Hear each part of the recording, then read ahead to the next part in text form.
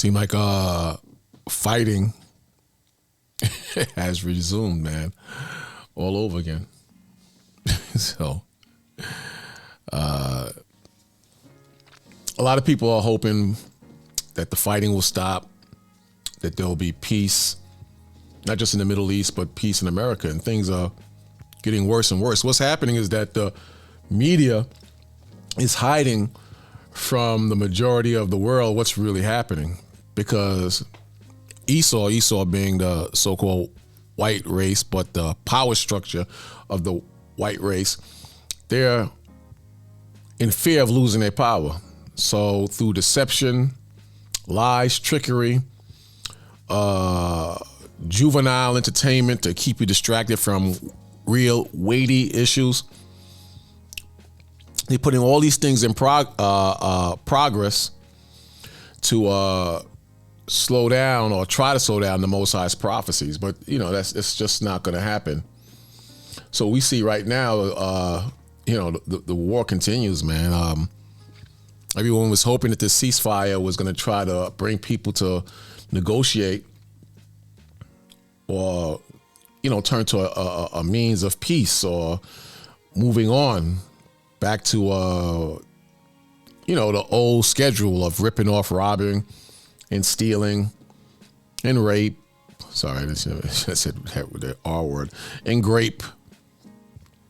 They want to go back to that, but it's just not going to happen. It says Israel, Gaza, how missiles and destruction quickly returned after ceasefire. Isn't that something? A lot of people was hoping this ceasefire was going to take us to a new place, but it doesn't look like that. And it says a temporary pause in fighting between Israel and Hamas has ended, resulting in missile strikes and destruction once again. The two sides have blamed each other for the returning violence. Israel said that Hamas violated the ceasefire by failing to release women and children who are being held hostage in Gaza. That could be a lie, that could be truth. We don't know. They'll do anything to get power. Hamas said that Israel was responsible as it prevented fuel supplies from reaching the north of Gaza. The BBC and Foster reports from southern Israel near the border of Gaza, and the BBC Middle East correspondent, who cares? But we see that the fighting continues, and you can't stop the Most High, bottom line. Most High wants this. The judgment must be fulfilled. Must be fulfilled. This morning, as you can see and hear, fighting has very much resumed here in that month of October. We've seen those plumes of smoke rising into the sky this morning from multiple locations. There is the real concern that the humanitarian crisis in the territory could get worse now that this Israeli military operation has resumed. Look at that. Could you imagine living in that? And unfortunately, so to say, Hamas is going up against a giant, man. And at the same time, the giant is getting a lot of pressure put on them by the protesters all over the world who are against the Israeli occupation of Israel. They're getting a lot of pressure put on them by other terrorist organizations.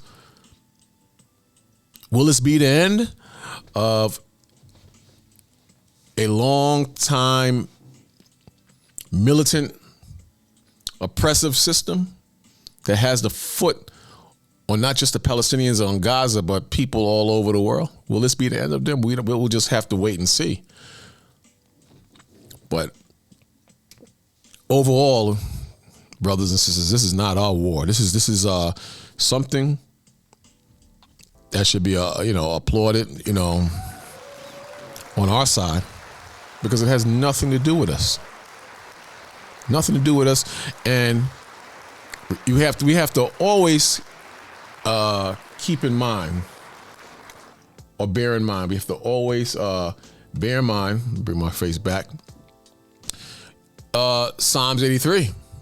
We have to always keep that in the loop, because we have enemies, and our enemies have said that they want to cut us off from being a nation, and they have spent millions and millions and millions of dollars just to do these things. You think that rap music and R&B music are just by chance entertainment? No, these things are being used to separate you or disconnect you from your righteousness.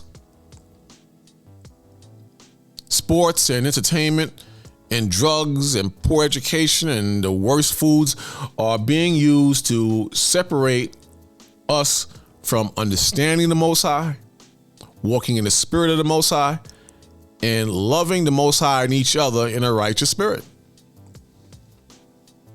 The fourth verse in Psalms 83 says, they have said, meaning the heathens, come and let us cut them off from being a nation, that the name of Israel may be no more in remembrance. See that?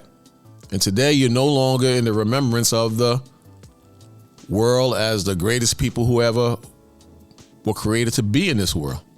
Yeah. The fifth verse says, they have consulted together with one consent. They are confederate against thee, the tabernacle of Edom.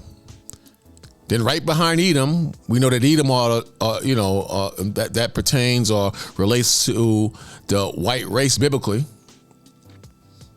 But it says the tabernacle, meaning the house of Edom, the people of Edom, the so-called Europeans, so-called white people, and the Ishmaelites, who are the Arabs, so-called. See that? Sixth verse is very important. Very important. So we can't ever forget that. And at the same time, the Most High is punishing them for what they have done to us. You're the apple of the Lord's eye. It tells you in the book of Zechariah. Yeah, Zechariah. It says, ho, ho, come forth and flee from the land of the north, saith the Lord.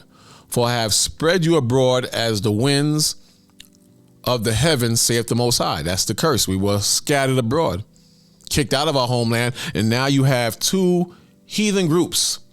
The Ishmaelites, who are the Arabs, and the Edomites, who are so-called white people. They're not the chosen people of the Most High, fighting for land that doesn't belong to them, because according to the curses, according to prophecy, the real Jews are scattered to the four corners of the earth, pertaining to you so-called Negroes and Hispanics, pertaining to you so-called North and Seminole Indians. Then the seventh verse says, deliver thyself, O Zion. Let me read the sixth verse again. I don't know if I finished that. It says, ho, ho, come forth and flee from the land of the north, saith the Lord. For I have spread you abroad as the four winds of the heaven, saith the Most High. Seventh verse says, deliver thyself, O Zion, that dwelleth with the daughter of Babylon. America is the daughter of Babylon. Ancient Babylon was destroyed by the Persians and Medes. But thus saith the Lord of hosts, after the glory has he sent me unto the nations which spoiled you. See that? He sent us unto the nations which spoiled us, mainly the Edomites. Then the other nationalities, they fall behind Esau, but none has done the most evil to us on the highest level as so-called white people who are the children of Edom. For thus saith the Lord of hosts, after the glory has he sent me unto the nations which spoiled you. This is why we rebuke the nations and show them what they did wrong and how the Most High is mad at them, and judgment will come their way. Then he goes into, for he that touches you, meaning the black man, black woman, Hispanic woman of Negro and Indian descent. When it says touches, it means violates you, hurts you, even murders you. Touches you in a negative way, the Lord is talking about. So the Lord said, for he that touches you, touches the apple of his eye. You're the apple of the Most High's eye. See that? And anyone who touches you, they violate the Most High. The 9th verse says, behold, I will shake my hand upon them, the heathens. It says, for behold, I will shake my hand upon them, and they shall be a spoil. The same way you are a slave, they're going to be slaves. The scripture says, he that leadeth into captivity must go into captivity. For behold, I will shake my hand upon them, and they shall be a spoil to their servants. You're the servants, they're going to be a spoil to you. Then the Lord follows up, and he says, and ye shall know that the Lord of hosts has sent me. And ye shall know that the Lord of hosts has sent me. They're going to realize prophecy is real and the Bible is real. But there's no getting around this. Prophecy will fulfill itself. So the war won't stop. The pain and suffering, that's not going to stop. The economic collapse, which is right around the corner, which began a long time ago, especially since October, that's going to increase. 20 verse says, hear counsel and receive instruction that thou mayest be wise in the latter end. We are in the latter end in general, not just on a personal or individual level. We are in the end times, and the counsel of the Most High and the instructions that we ought to hear and receive is the Bible. And we want to be wise in the latter end, meaning in these last days. 21st verse says, there are many devices in a man's heart, meaning his spirit.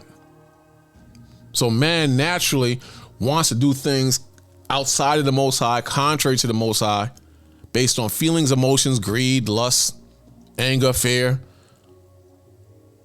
Man has many devices in his heart. Again, it says there are many devices in a man's heart. Nevertheless, the counsel of the Lord that shall stand. See, the counsel of the Lord, meaning the Bible, that's what's going to stand. Even though men have many devices or plans in their heart, judgment from the Most High, that's going to stand. Prophecy of the Most High, that's going to stand. The white man, he thinks that his devices and what he has devised shall come to pass. No, sir. What's going to come to pass is the judgment of the Most High. That's what's going to come to pass. No matter how you feel or how much of your emotions you want to be in. Bottom line is the Most High, his plans, they go forward. And again, you're the children of the Most High. You're the apple of the Lord's eye. You understand? You're the apple of the Lord's eye, and he loves us.